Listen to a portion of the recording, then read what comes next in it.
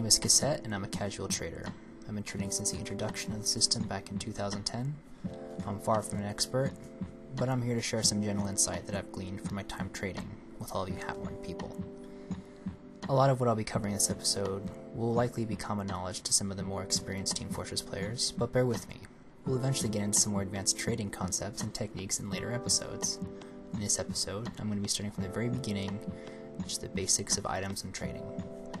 So you just registered your Steam account and download Team Fortress 2. You're going to be able to start playing immediately without spending any money, thanks to the free-to-play update. Well, unfortunately, the first step in owning one of these shiny beacons of disposable income is upgrading your account to Premium.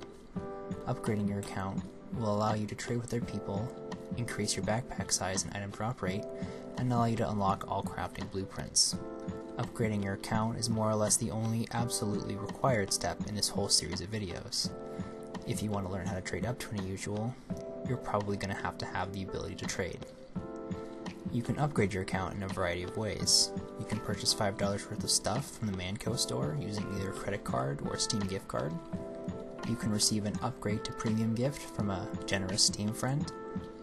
Or you might already have Premium if you at any point have bought the orange box on PC. If you do decide to spend money on the Manco store, I would personally advise you buy 2 keys and leave it at that. It meets the minimum, and keys are always in high demand and can be traded almost immediately to jumpstart you into the trading scene. A word of caution, never buy weapons. Ever.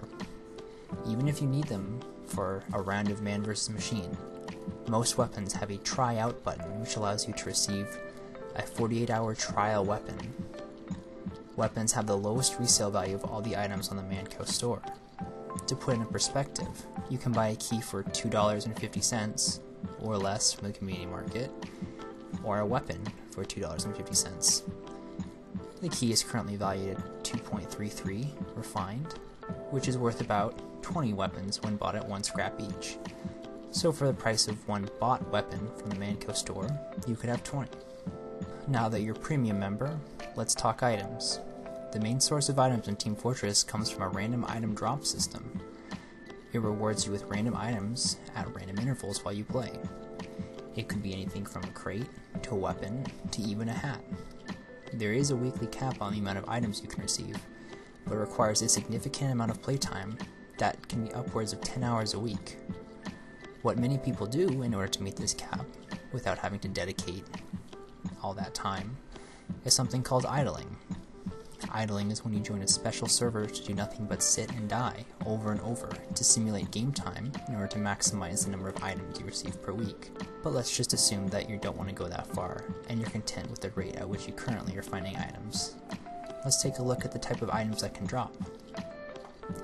Currently, the most dropped items are called crates.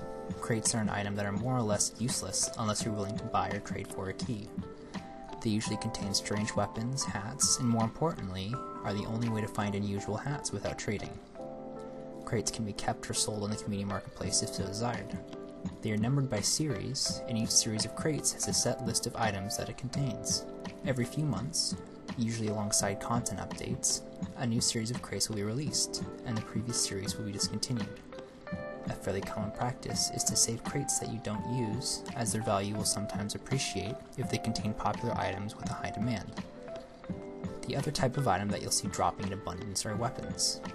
Most weapons are usually sold and bought very cheaply, usually around 1 scrap each. Like with all items, there are some exceptions to this general rule that usually correlate to simple concepts such as rarity, novelty, and basic supply and demand. Weapons are used in crafting to craft metal, which is then in turn traded or crafted into hats. But we'll touch more on that in a later episode. The more common and valuable drops are hats. Hats themselves can be worth anywhere from 1.33 refined, that's 1 refined and 1 reclaimed, to upwards of 4 keys, around 11 refined. Hat values can be determined on the fly by checking some of the various community-generated spreadsheets, such as TF2 spreadsheet or backpack.tf. The very lowest a hat will ever be worth is 1.33 refined.